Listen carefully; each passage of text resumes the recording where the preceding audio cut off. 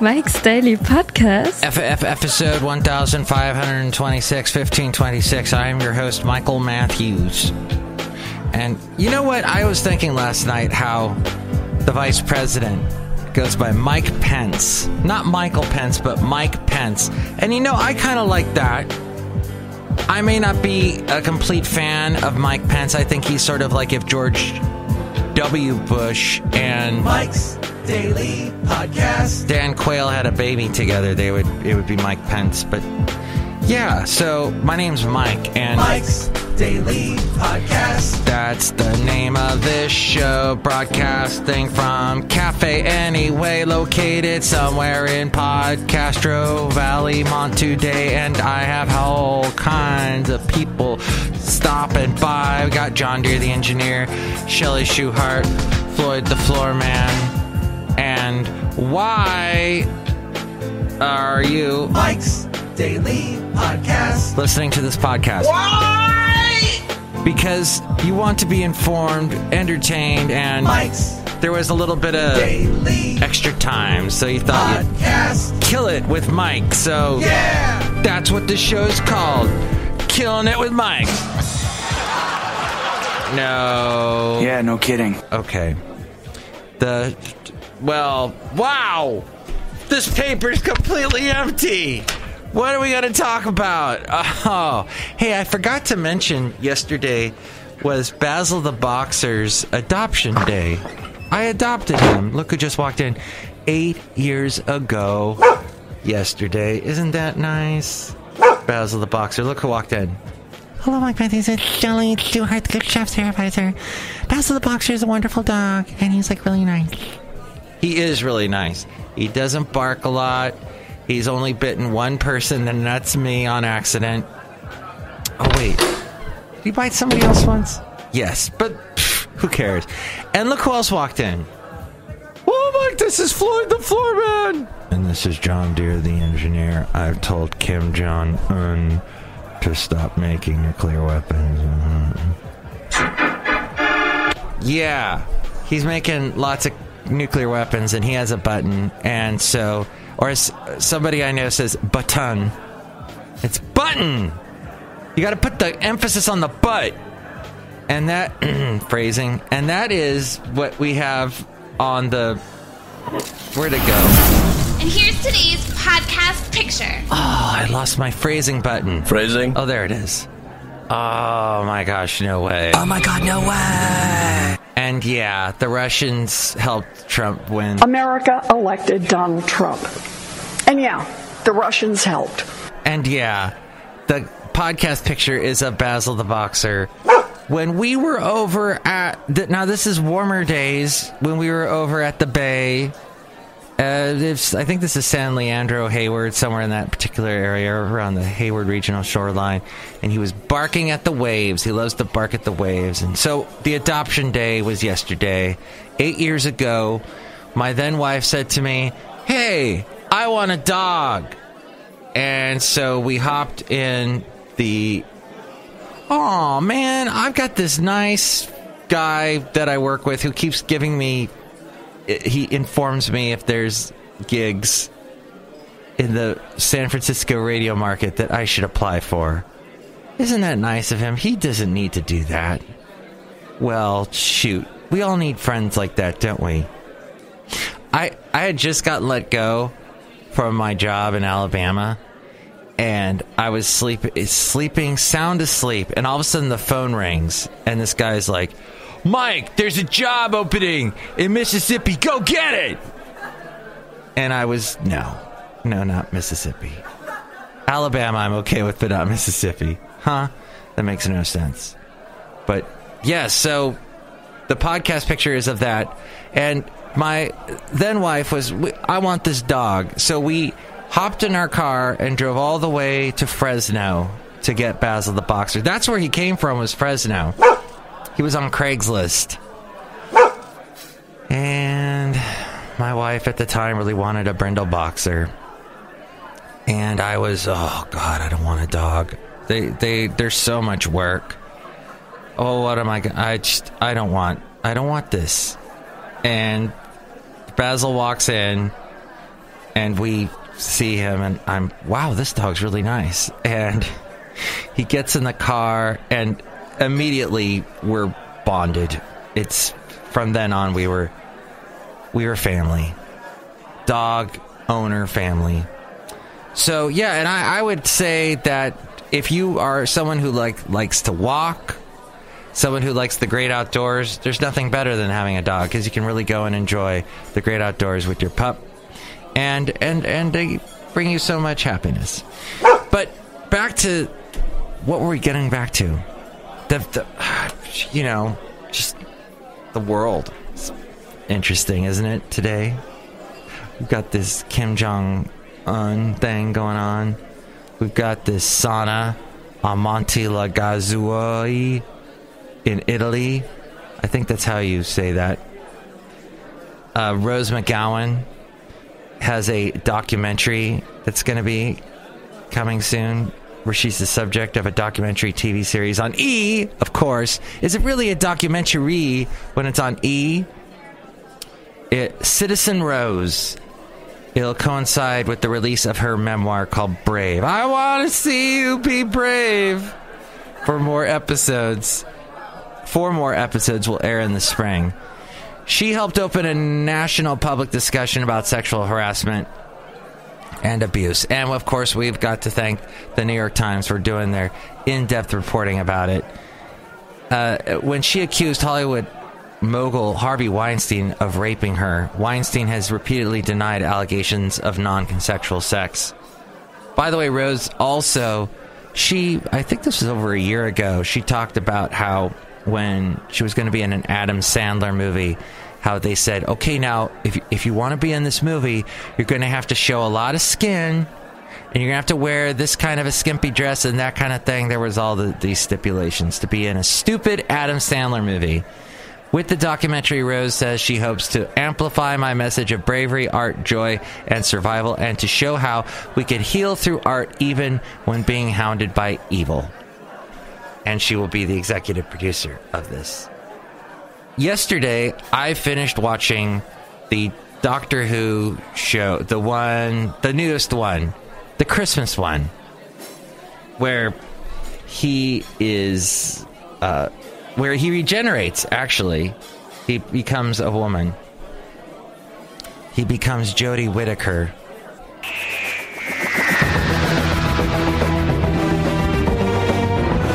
Oh, that was the Matt Smith years. That's the theme from that one. Okay. That little thing. Doesn't it sound like one of those things you used to have as a kid that was a big tube and you'd spin it around and you'd spin it over your head, you'd have to move it around really fast, and so this was the last scene, and Peter Capaldi is... I've got a few things to say to you. He's trying to talk to the upcoming doctor because he knows he's going to turn into Never be cruel, never be cowardly. New doctor. And never ever eat pears. The doctor hates pears. Did you know that? The Doctor Who hates pears? Hate is always foolish. Yes, hate is foolish. Is always wise. Peter Capaldi had this sort of, what do you call it? Doc Brown from Back to the Future with a Scottish brogue mixed in. Never fail to be kind. Oh, and you mustn't tell anyone your name. Which actually is funny that they say that in this episode. He says you must never, as he's talking to the doctor he's about to regenerate into, never tell anyone your name. But the thing is, he did tell someone his name in the episode with, now I got Rose McGowan in my head. Oswald. Her name is Oswald. And she's like the helper. She's like a huge fan.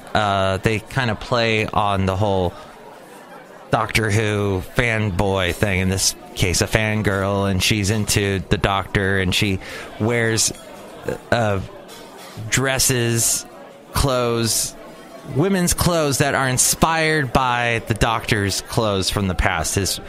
The Doctor has been, now, 14 different. They say 13, but don't forget the John Hurt Doctor, where he was the war doctor. They've all had different costumes, and actually the one Patrick McEwen? The names of all the doctors are not coming to me at the Paul McGon. He had two different types of outfits. He was a particular look that he had in the movie that they made in the 90s that aired on Fox and apparently had horrible ratings in the US. And it was this movie that takes place in San Francisco on New Year's Eve, fittingly enough, as we just got through a New Year's Eve here in the Bay Area. And he had this specific look, and he had this big curly mop of hair on his head, kind of like the Tom Baker years.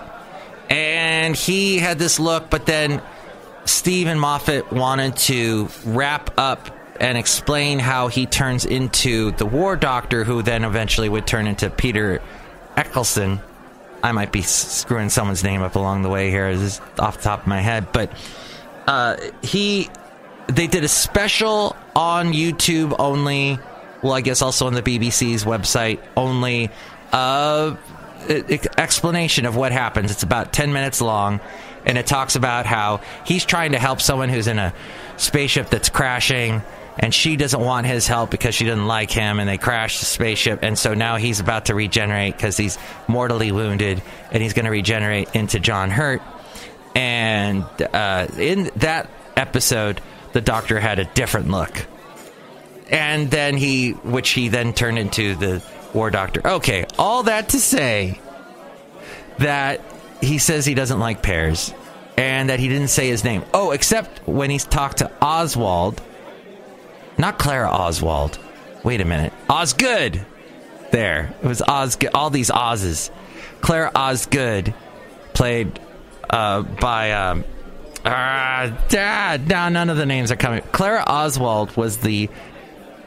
Now I've really gone into the thickets here.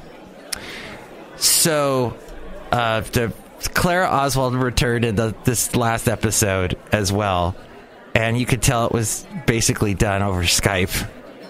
The actress that plays her, hey, I'm a big star now. I don't need to be back on Doctor Who. So she just did this quick little thing, and they put it into the episode. But Osgood asked the Doctor what his name is, and he said Basil, which all comes back around to my dog. That's all I was saying. So the Doctor was... why can I not think of... Anyway, when she returned again... Clara. Hello? Yeah, she said... You stupid old man. You're back. You're in my head. Yeah, that was lame. Alright. So that's pretty much what's going on in the world today. And why I watched that, I don't know. Oh yeah, I canceled my Netflix. That's why. No, I'm a Doctor Who fan. Not every episode. Some of them were... Wow. A lot of what just happened, and that was a waste of time. A bomb cyclone is to blast the East Coast ahead of a polar vortex, apparently. It is so cold. And the podcast picture was meant to warm you up. Those are from warmer days, but... A monster storm will hammer coastal locations from Georgia to Maine with ice and snow. By Thursday, the exploding storm will in many ways resemble a winter hurricane, battering easternmost New England with potentially damaging winds in addition to blinding snow. Yikes. And then a Canadian was freed from the Taliban charged with sexual assault. Joshua Boyle, the Canadian man who was freed in the fall along with his family after 5 years of captivity from a Taliban-linked group, has been charged with several crimes, including sexual assault. He's facing 15 charges in all. This, yeah. And then, that was my transition into this other story. The Nuclear Button Explained. There is no button. This, according to the New York Times.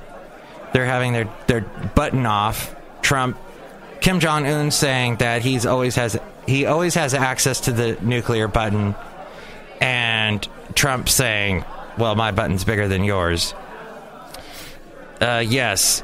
William Safire, the former New York Times columnist and presidential speechwriter, tracked the origin of the phrase finger on the button to panic buttons found in the World War II era bombers. A pilot could ring a bell to signal that other crew members should jump from the plane because it had been damaged extensively, but the buttons were often triggered prematurely or unnecessarily by jittery pilots. The expression is commonly used to mean ready to launch an atomic war, but the writer added that it is also a scare phrase used in attacking candidates during presidential elections, as in President Lyndon Johnson told Barry Goldwater, his Republican opponent in 1964, that a leader must do anything that is honorable to avoid pulling that trigger, mashing that button that will blow up the world. Richard Nixon told advisors during the Vietnam War that he wanted the North Vietnamese to believe that he was an unpredictable madman who could not be restrained when he's angry and he has his hand on the nuclear button. And during the 2016 presidential election, Hillary Clinton said of her opponent, Trump, that he shouldn't have his finger on the button or his hands on our economy.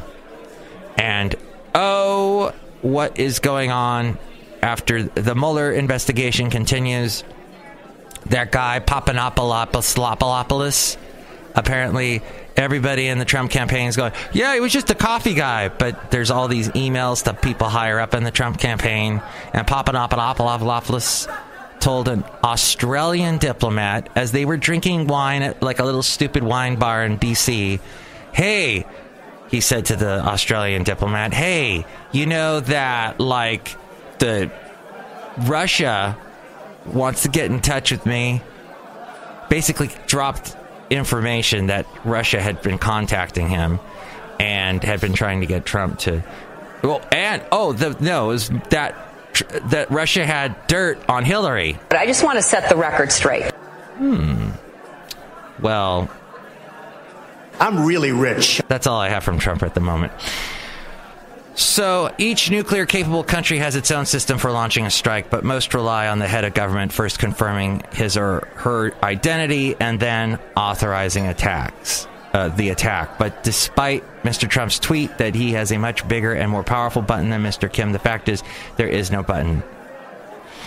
There is, however, a football, except the football is actually a briefcase. The 45-pound briefcase, known as the nuclear football, accompanies the president wherever he goes. It is carried at all times by one of 5 military aides representing each branch of the United States Armed Forces. See, that's how that works. Inside the case is an instructional guide to carrying out a strike, including a list of locations that could be targeted by the 900 nuclear weapons that make up the American arsenal. The case also includes a radio transceiver and code authenticators.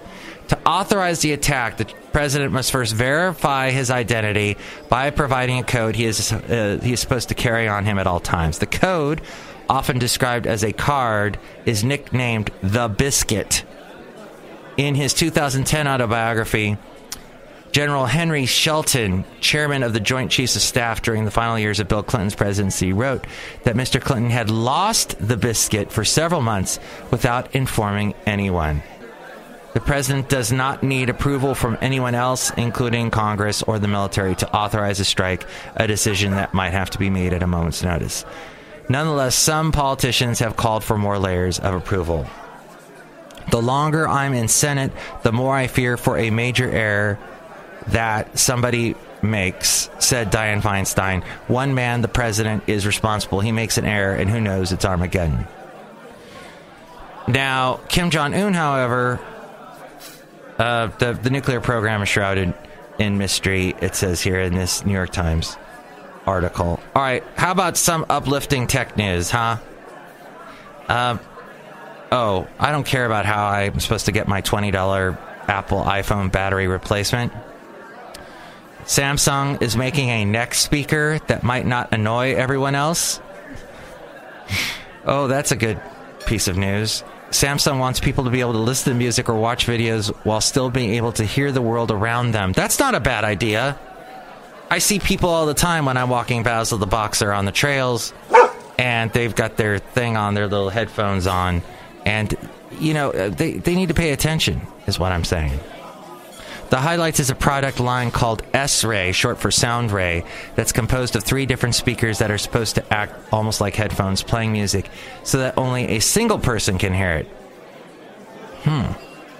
As we go outside a cafe anyway, we're bringing Mike's Daily Podcast somewhere in Podcastro Valley. Next show, it will be Benita, the Disgruntled Fiddle Player, and the Brewmaster. Oh, someone I work with gave me the complete season, all the episodes of this weird Star Trek spinoff called Star Trek Continues that I never heard of, where like the cast of the original Star Trek gets played by younger people. I don't know.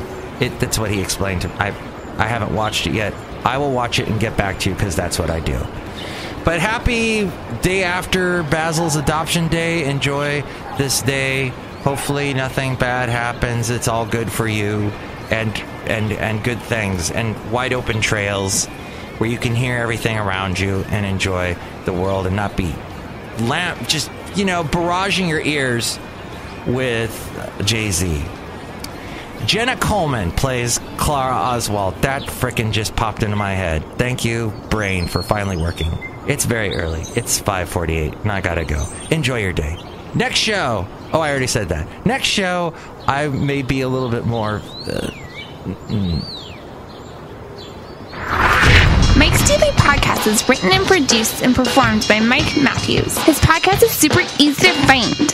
Download or listen to his show and read his blog at MIKEs-DAILY-PODCAST.com. Email Mike now at MIKEs-DAILY-PODCAST@gmail.com. See you tomorrow. Bye!